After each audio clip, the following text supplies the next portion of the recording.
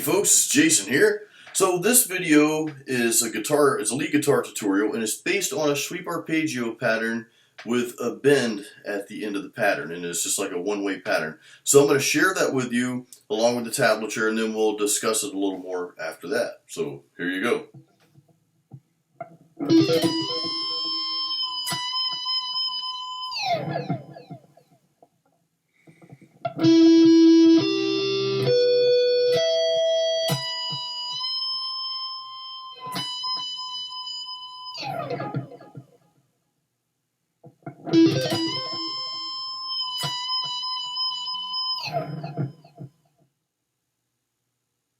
Alrighty, that's it for this week's lead guitar tutorial.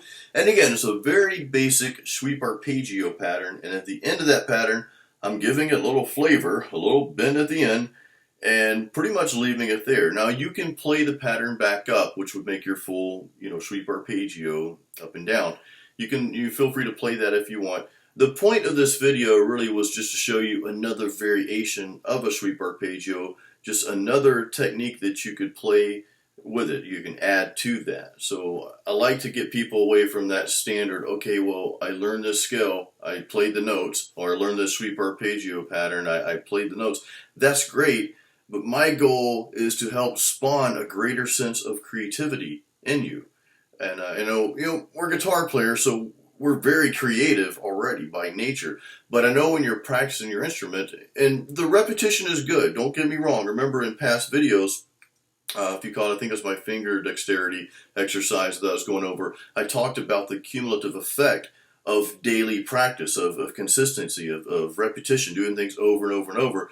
So there may be a mundaneness, so to speak, to practicing, to playing and getting better. But I also want to spawn that greater sense, again, that greater sense of creativity in you by maybe showing you different techniques that you can combine together, or techniques, things you can add to something. So, because I'll tell you one thing is sweep arpeggios, they can get very boring after a while.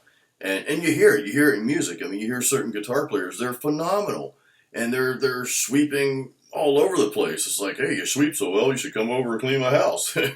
Bad pun. But no, seriously, they're sweeping all up and down the neck, but after a while, it's like, okay, I just heard that, 30 seconds ago, and you're just kind of doing the same thing over and over.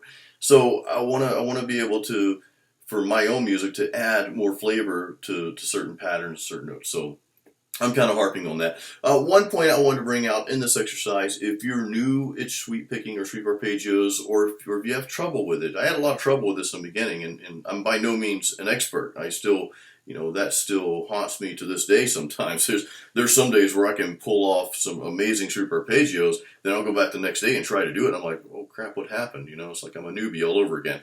So if you're having trouble playing that pattern, or if you're new at it, then just take those three notes right before the bend on the G, B, and E string. So it's doo-doo-doo, and then do that bend there. Start out there and master that, and then you can start adding those lower notes as you progress.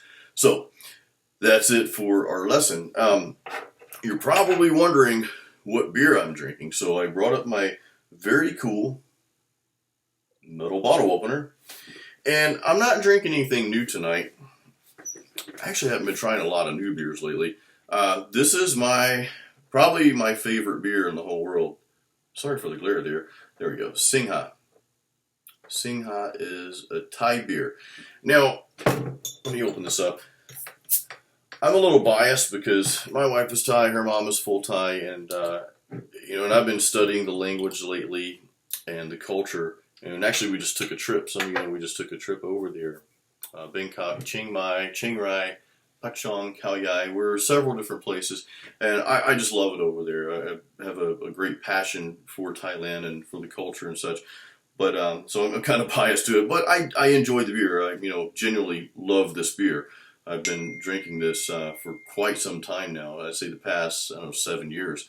Her dad actually turned me onto it at that time. So let's go ahead and have a sip.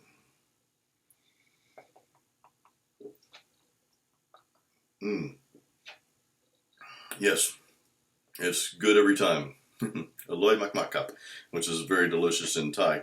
So yeah, this is definitely my go-to beer. We have an Asian market kind of close by, so I can buy this stuff by the case. So, by the way, if you're at a Thai restaurant, chances are they'll probably have Singha, the Singha beer, or they might have a beer called Chong. That's another popular Thai beer. But if you're there and you want to try Singha, just ask the waiter, say, "Ao pia Singha kuat cup," and that's may I have a bottle of Singha, or you can skip the beer. You can say, "Ao Singha kuat cup," and then she'll come out and hand you one of these, or he'll come out and hand you a Singha beer. So anyway, guys, I hope you enjoyed the video. Hope you enjoyed the tutorial. I really hope you guys get something out of this stuff. So I will see you on the next video. Pop kan mai kap, kop kun kap.